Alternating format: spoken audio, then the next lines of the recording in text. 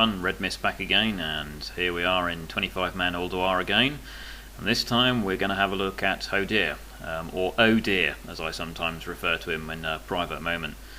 This fight is a little bit challenging, so the first thing that you need to do is to target some of these mobs at the front. Now they're trapped and they help you, so I type /target AMIRA and mark that target, and then /target VEESHA. So that's Emira and Visha. Now those two characters will help you out once you get them out of those blocks. So you'll see us rush in. Now we're going to start this encounter. And again, as with my other videos, very real world, I'm going to try and point out some mistakes that people make. Sorry guildies, can't help it. And also point out some good things that go on as well. Now we're going to try and free these characters that are going to help us. Now we marked the skull and cross. Those are the two characters that you saw me type /target. They're the most important, and it's worth freeing all of these characters up to help you out during the fight. Now the reason those two that we targeted, and we raid mark in particular, and if we're only going to do 2 raid marks, those are the ones we mark, is because those two drop little cozy fires on the ground, fireplaces that you can go and stand near. Now a couple of important things. Now don't worry about all the things that are happening in this start of this boss, apart from the fact that here I am doing some insane crits at the beginning and about to pull aggro, so just run out of the way a little bit. Stop doing a little bit of DPS. So a few things that happen during this fight. Let's go through them. The first thing is that the tank. Now the tank has to wear some special gear. They don't have to, but in my opinion I believe they do. Now this tank is Drazer, my wife, and she's a druid tank, and she has full frost gear, so she's wearing the full polar gear.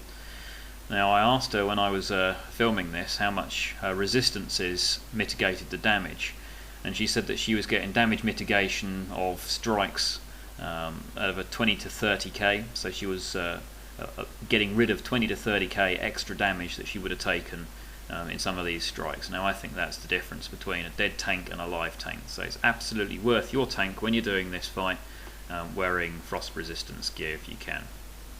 Okay, it's a very busy fight.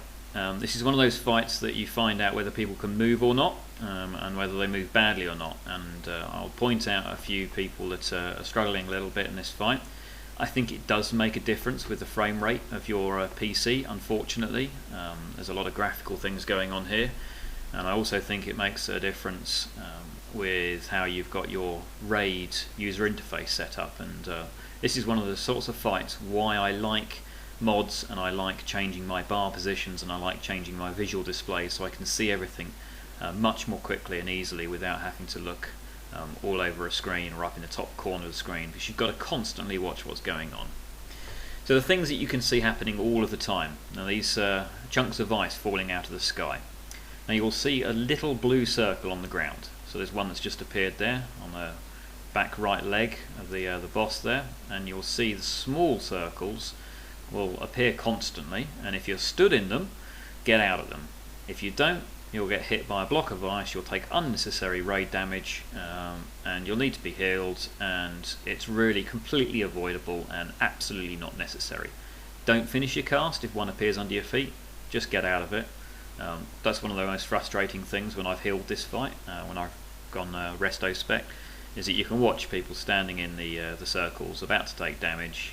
You line up a hill because they're not going to move, and you know they're not, so please watch what you're doing if you're fighting in this encounter.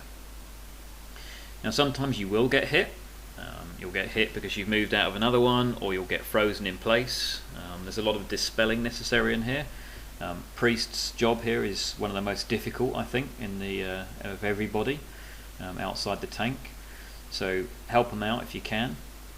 And the next ability you'll see happen periodically is a sort of an AoE freeze. Now these are much larger circles that appear on the ground. Now when these circles appear on the ground, you need to wait before you go and get in them. Don't run in them straight away. Now hopefully you'll see throughout this fight, and maybe sort of the latter part of the fight when it gets a bit manic, you'll see some people standing in these blue circles and getting hit by the rubble that comes out of the ice that comes out of the sky. Again, unnecessary. Unfortunately the big ones that come down and hit you in the big circles actually kick you away.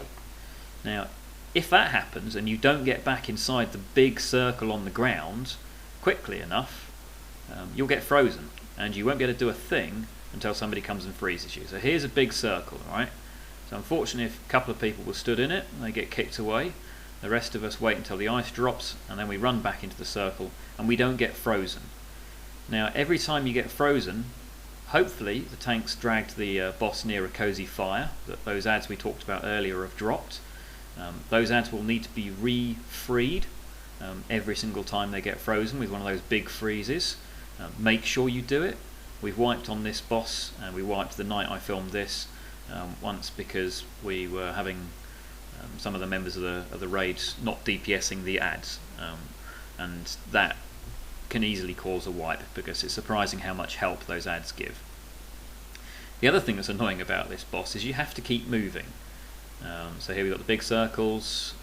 Okay, a couple of people got kicked away, so you run back into the circles when the ice is gone, and then you go and free the ads like I'm doing. Again, I'm prioritising the cross here, and still other members of the team who've not seen that the cross is frozen. Got a couple of people now coming to help, and I'm saying on vent, guys, prioritise the right targets. And you see I'm taking quite a lot of damage here. Now the reason I'm taking a lot of damage is that there is also sort of an AoE, and this is where I die, sort of an AoE frost damage that constantly happens. Now you can see our raid's in trouble here, which is kind of why I wanted to show this fight, because it shows you what can go wrong. And we need to stabilise this raid. We had a lot of people who were frozen, and we had to go and free those people because they weren't outside the big circle of ice, and they got kicked away and they got frozen. Unfortunately, a couple of healers got frozen, so we had to get them out of the freeze, and during that process we lost a couple of DPS, a few DPS. Now if you don't keep moving in this fight, you can get like a debuff, and it ticks constantly. Now either you move backwards and forwards or you jump up and down. So you can see on the top right there, now I've got a debuff, and it's stacked to 2 there, and I've moved to get rid of it quickly. If you don't move, it builds up further and further and further, and you take more and more damage. Now occasionally a raid member will also be targeted with sort of a storm thing. Now you can see it, sort of the lightning on me now. Now that buffs anybody who's around you damage wise. And also these shafts of light you can see. If you stand in those as a ranged class, you can also get rid of the boss quicker because it increases your DPS. Awful lot going on in that fight. Hopefully I explained it quite well. It's something you're going to need to practice, and it really does show up people that tunnel vision a boss for either DPS or raid bars for healing. It is a very challenging fight, hence why I call it the Hodir fight. It's a good fight, good loot. It does favour certain classes and certain party mixes. Good luck. I hope it works out for you. Thank you.